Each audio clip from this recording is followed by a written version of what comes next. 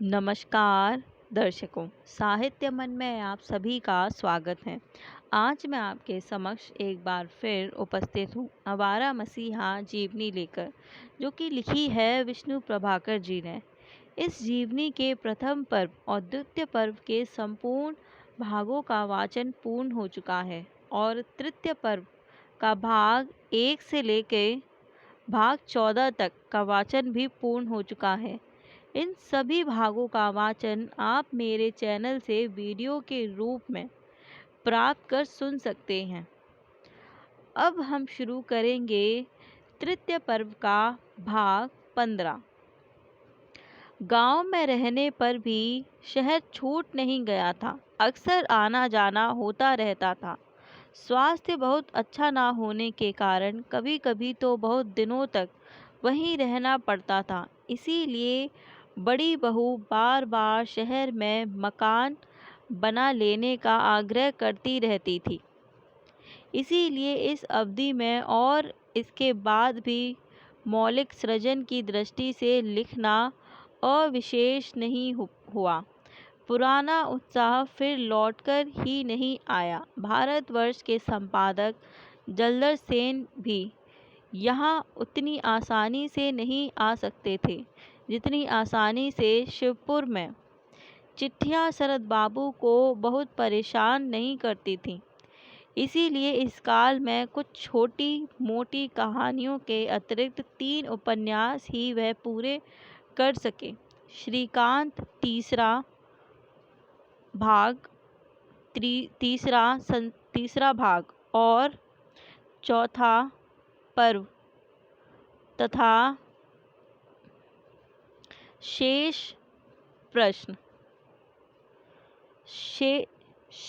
प्रश्न भी शेष रचनाओं की तरह नियमित रूप से नहीं लिखा जा सका। लगभग 4 वर्ष तक वह अनियमित रूप से छपता रहा।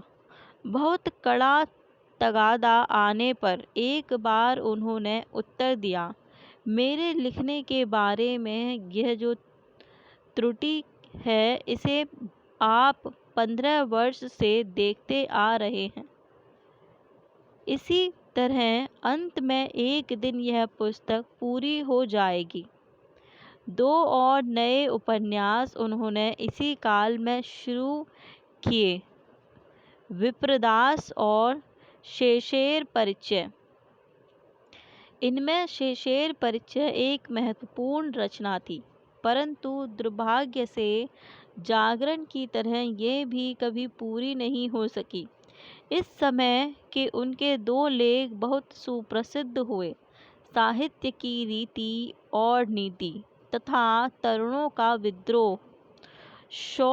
षोडशी और रमा, ये 2 नाटक भी उन्होंने इसी काल में अपने 2 उपन्यासों देना पावना और पल्ली समाज के आधार पर तैयार किए। इसी समय उनकी प्रसिद्ध कहानी बिंदो का लल्ला का अंग्रेजी अनुवाद मॉडर्न रिव्यू में प्रकाशित हुआ। डॉक्टर कनाई गांगुली ने श्रीकांत प्रथम पर्व का अनुवाद इटावली भाषा में किया। बिंदु का लल्ला का अनुवाद श्री रामानंद चट्टोपाध्याय के पुत्र श्री अशोक चट्टोपाध्याय ने किया था। वे शरद बाबू के पास आया करते थे। एक दिन अच्छे अनुवादों की चर्चा चल रही थी कि शरद बाबू ने अशोक से पूछा, क्या तुम बिना कोई महत्वपूर्ण परिवर्तन किए मेरी किसी रचना का अनुवाद कर सकते हो? अशोक तुरंत तैयार हो गए और उसी के परिणाम स्वरूप बिंदी का लल्ला का अनुवाद मॉडर्न रिव्यू में प्रकाशित हुआ। इस काल की रचनाओं में शेष प्रश्न कई कारणों से अत्यंत महत्वपूर्ण है। दिलीप कुमार को एक पत्र लिखते हुए उन्होंने इस उपन्यास की पृष्ठभूमि पर प्रकाश डाला है। मंटू, शेष प्रश्न पढ़कर तुम खुश हुए हो, यह जानकर बड़ा आनंद हुआ, क्योंकि खुश होना तो तुम लोगों का नियम नहीं है। प्रवर्तक संघ ने इस साल अक्षय तृतीया पर मुझे फिर नहीं बुलाया। उन्होंने अनुरोध किया था कि इन पुस्तक में अंत की ओर आश्रम का जयगान करूं, लेकिन स्पष्ट है कि मुझसे वह नहीं हो सका। शेष प्रश्न में आधुनिक साहित्य कैसा होना चाहिए, इसी का कुछ आभास देने की चेष्टा की है। खूब गर्जन करूँगा, गर्जन करके गंदी बातें लिखूँगा। यही मनोभाव अति आधुनिक साहित्य का केंद्रीय आधार नहीं है। इसी का थोड़ा सा नमूना भर दिया है, लेकिन बड़ा हो गया हूँ। शक्ति सामर्थ्य पश्चिम की ओर ढल गए हैं। अब तुम्ही लोगों पर इसका दायित्व रहा है। अच्छा, यह तो बताओ कि क्या श्री अरविंद बंगला पढ़ लेते हैं? शेष प्रश्न देने पर क्या क्रुद्ध होंगे? जानता हूँ इन चीज़ों को पढ़ने के लिए उनके पास समय नहीं है। पढ़ने के लिए कहा जाए तो क्या अपमान समझेंगे। प्रवर्तक संघ क्रुद्ध हो गया। यही देखकर डर लगता है। नहीं तो उनके जैसे गंभीर पंडित की राय जानने से मेरी रचना की धारा शायद कोई दूसरा रास्ता ढूंढती। उपन्यास के माध्यम से मनुष्य को बहुतेरी बातें सुनने के लिए बाध्य किया जा सकता है। इस बात को क्या श्री अरविंद स्वीकार नहीं करते? जिसे हल्का रोचक साहित्य कहते हैं, उसके प्रति क्या वह अत्यंत उदासीन है? इसके प्रकाशित होते ही उन पर चारों ओर से तीव्र आक्रमण होने लगे। किसी ने कहा शरतचंद्र मूर्ख है, किसी ने कहा शेष प्रश्न क्या सचमुच कोई प्रश्न है, किसी ने उसे शेखर कविता का अनुकरण बताया तो किसी ने शेषेर कविता की व्यंग्योक्ति। एक आलोचना में लिखा, यह गौरा साहब का लड़का है, इसीलिए कमल का चरित्र गौरा की नकल के सिवाय और कुछ नहीं है। उन लोगों की भी कमी नहीं थी जो मानते थे कि ऐसी रचनाएं प्रकाशित होती रहीं तो हिंदू समाज जीवित नहीं रह सकेगा। पत्रों में उनके विरुद्ध लेख ही नहीं निकले, कार्टून भी छपे। आक्रमण की जैसे बाढ़ सी आ गई। लेकिन बंगाल की नारी ने शेष प्रश्न को अंतर्मन से स्वीकार किया।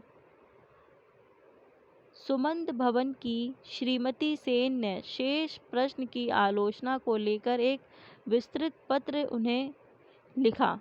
वे शरद बाबू की प्रशंसक थी और उनकी कटु आलोचनाओं से बहुत खिन्न हो उठी थी।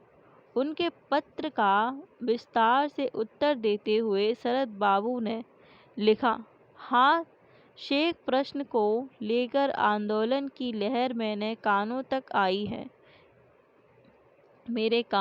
आई है। कम से कम जो अत्यंत तीव्र और कटु हैं, वे कहीं संयोगवश मेरी आँखों और कानों में पड़ने से गड़ न जाए, इसकी और मेरे जो अत्यंत शुभ चिंतक हैं, उनकी तेज नज़र है। ऐसे लोगों को बड़े यंत्र से संग्रह करके लाल, नीली, हरी, बैंगनी अनेक रंगों की पेंसिलों से निशान लगा कर उन्होंने डाक द्वारा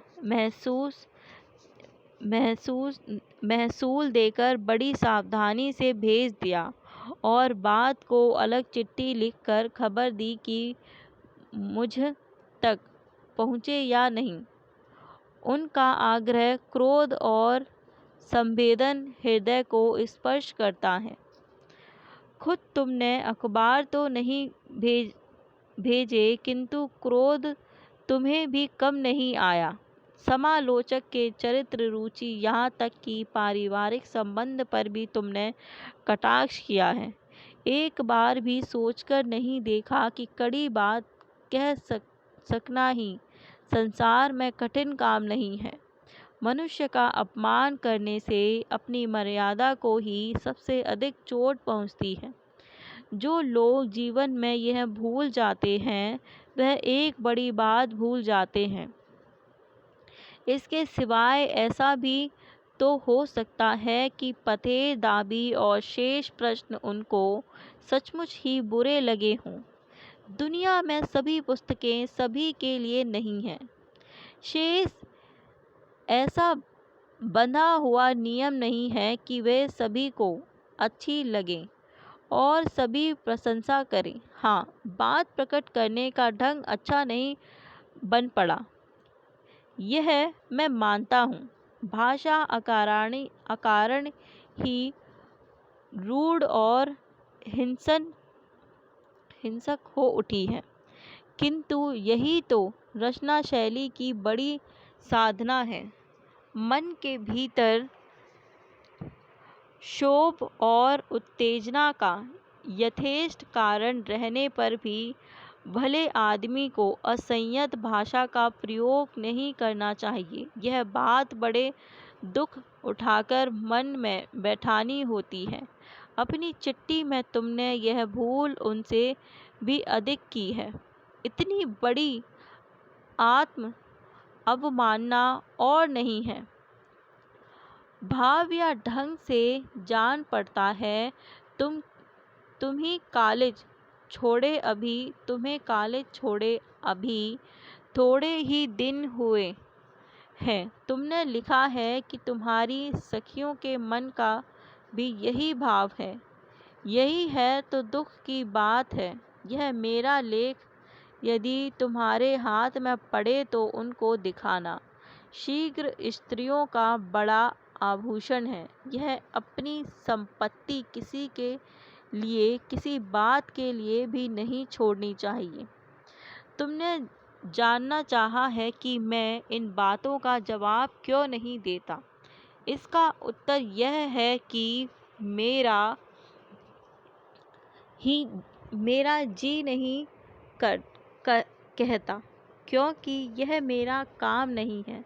आत्मरक्षा के बहाने मनुष्य का असम्मान करना मुझे नहीं होता।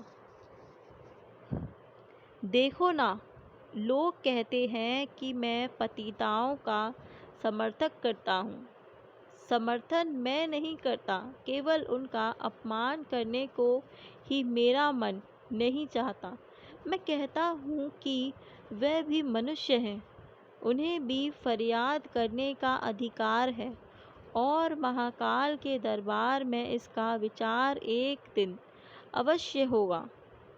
अधज संस्कार से अंधे हो रहे लोग इस बात को किसी तरह स्वीकार करना नहीं चाहते, किंतु यह मेरी निहायत व्यक्तिगत बातें हैं और नहीं कहूँगा। तुमने संकोच के साथ प्रश्न किया है।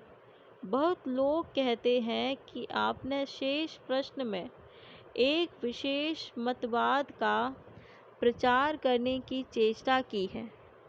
क्या यह सत्य है? सत्य है या नहीं मैं नहीं कहूँगा, किंतु प्रचार किया है। बुरा किया कहकर शोर मचा देने से ही जो लोग लज्जा से सिर नीचा कर लेते हैं और नहीं नहीं कहकर ऊंचे स्वर से प्रतिवाद करने लगते हैं, उनमें मैं नहीं हूँ।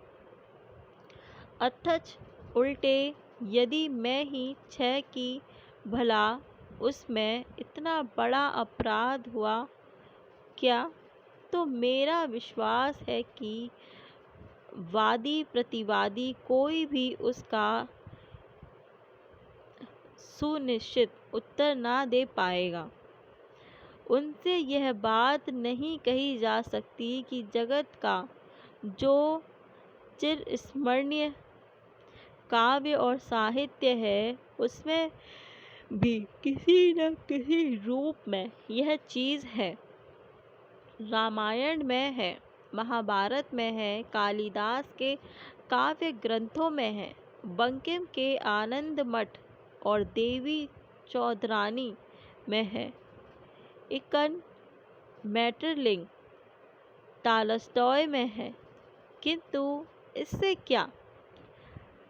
कला कला के लिए नारी यहाँ पश्चिम से आया है।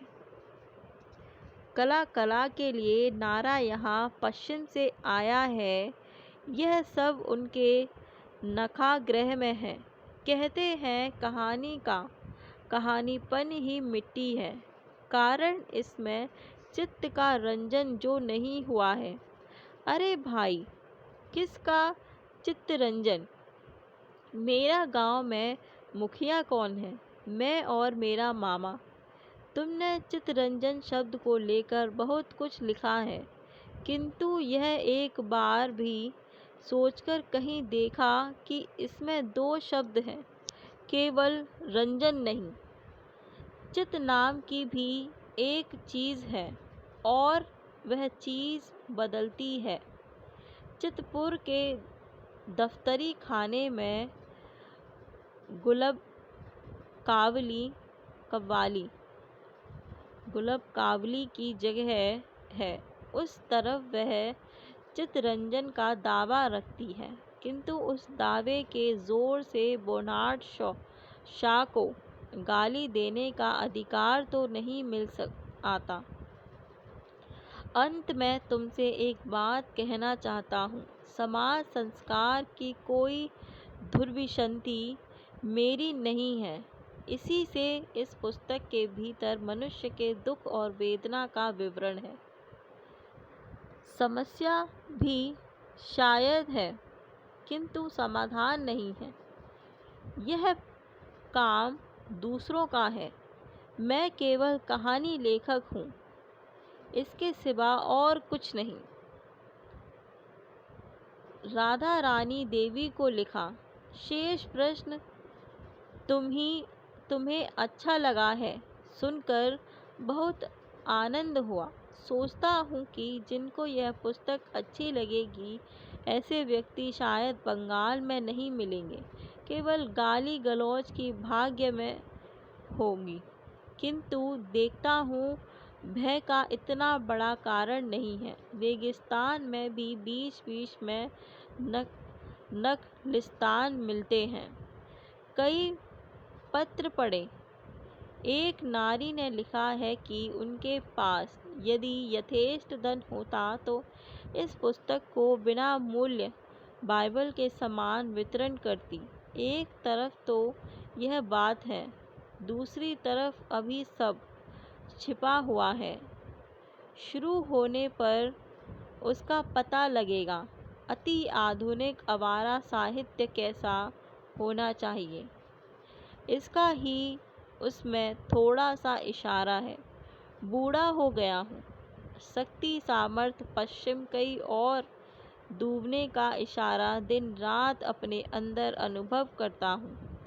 इस समय शक्तिमान जो नए साहित्यिक हैं, उनके लिए केवल इतना ही कह दिया है। अब यह उनका ही काम है। फूले फले शोगा संपदा को बड़ा करना, यह अब उन्हीं का दायित्व है।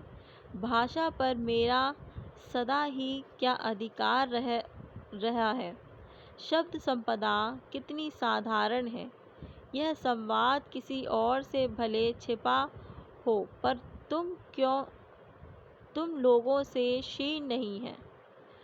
साथ ही कहने से बहुत सी बातें रह गईं। समय ना बीत जाए, इसीलिए शेष प्रश्न में कुछ कहने की चेष्टा की है। भूपेंद्र किशोर रक्षित राय को लिखा। शेष प्रश्न उपन्यास तुम्हें इतना अच्छा लगा कि जानकर खुशी हुई। इसमें बहुत से सामाजिक प्रश्नों की आलोचना है, पर समाधान का भार तुम लोगों पर है। भविष्य की इस कठिन जिम्मेदारी की संभावना ने शायद तुम लोगों को आनंद दिया है, मगर मेरी धारणा है कि यह किताब बहुतों को निराश करेगी। उन्हें किसी भी तरह का आनंद नहीं मिलेगा। एक तो गोलपांग्य बहुत कम है। बड़ी तेजी से समय काटना या नींद की खुराक की तरह निश्चित हो आराम से अधमुंदी आँखों से आनंदा अनुभव करना नहीं हो सका है। इसके अच्छे लगने की बात नहीं है, फिर भी यह सोचकर लिखा था कि कुछ लोग समझेंगे और मेरा काम इसी से चल जाएगा।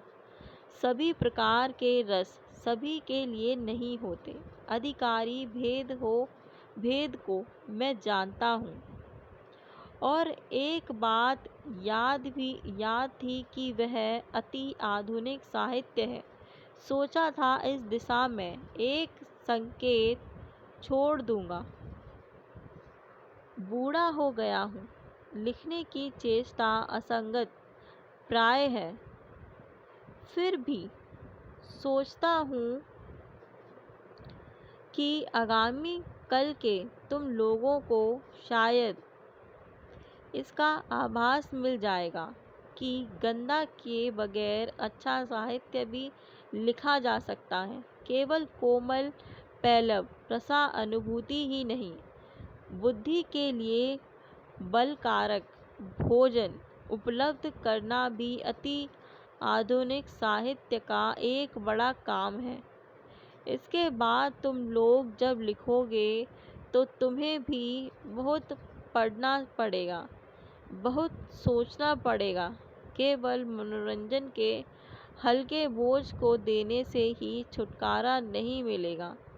ये सब लोग भरत बाबू के भक्त और प्रशंसक थे। उन्हें यह रचना पसंद आई। इसमें आश्चर्य की कोई बात नहीं थी, परंतु प्रसिद्ध क्रांतिकारी मानवेंद्रनाथ राय ने भी इसे जेल में पढ़ा और वह इससे बहुत प्रभावित हुए। यह अवश्य आश्चर्य की बात है। उन्होंने लिखा, शेष प्रश्न की तुलना इस युग में सिक्थ लेयर सिविल लिविस की पुस्तकों से नहीं हो सकती, किंतु अनतौले फ्रांस जोला और इब्सन से इसकी अच्छी तरह तुलना हो सकती है। इसका अभी तक किसी भी विदेश भाषा में अनुवाद नहीं हुआ। इस प्रकार का मध्य बिंदु एक लड़की है जो सचमुच एक दायोनीमस है। किस प्रकार वह युगांता से आदत सारे भूतों, रिवाजों तथा परंपरा को कुचल देते हैं और रविंद्रनाथ तथा गांधी के धार्मिक रूप से अनुसरण करने वाले नौजवान भारत को सबक देती है। जो कुछ भी हो, जो भी शरद बाबू को दायोनिसीय लड़की को पश्चिम में परिचित करा देगा, वह एक भारतीय को फिर से नोबेल पुरस्कार दिलाने का मार्ग प्रशस्त कर देगा। विश्वास करो, रवि बाबू ने शरद बाबू नोबेल पुरस्कार के लिए कम हकदार नहीं है। व्यक्तिगत रूप में मैं शेष प्रश्न की गीतांजलि से बढ़कर समझता हूँ। हो सकता है उच्च साहित्य को कूटने की मेरी योग्यता संदिग्ध हो, किंतु यह रुचि की बात है। शेष प्रश्न भारतीय पुनर्जीवन की एक क्रोधशिला है। इसने रोमांसवाद तथा रहस्यवाद, भवालिका से ग्रस्त तथा स्थिर वातावरण को दूर कर दिया। शरद बाबू 6 अन्य रचनाओं की पत्रिका मुनमुनाती थी, यहाँ तक कि विद्रोह भी कर बैठती थी, किंतु अंत में खुशी से वे सिर झुका देती थी। शरद बाबू के लिए 2 रास्ते थे। एक तो यह कि वे निष्ठुर प्रतिक्रिया की और जाकर नवी पहली पत्रिकाओं का गला घोंट देते, किंतु नहीं, उन्होंने दूसरे रास्ते को अपनाया। वे क्रमशः आगे बढ़ते गए और अंत में चलकर उन्होंने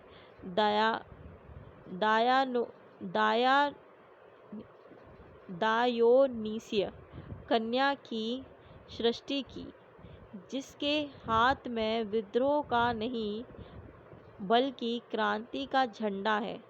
हाँ, यह क्रांति भी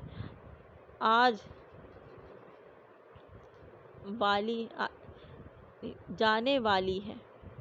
देश की वर्तमान व्यवस्था में ऐसा होना अनिवार्य है, किंतु यह आदर्शवादिता कला के लिए दृष्टिकोण से ही है, और यह दृष्टिकोण आदर्शवाद का निकृष्टतम रूप है।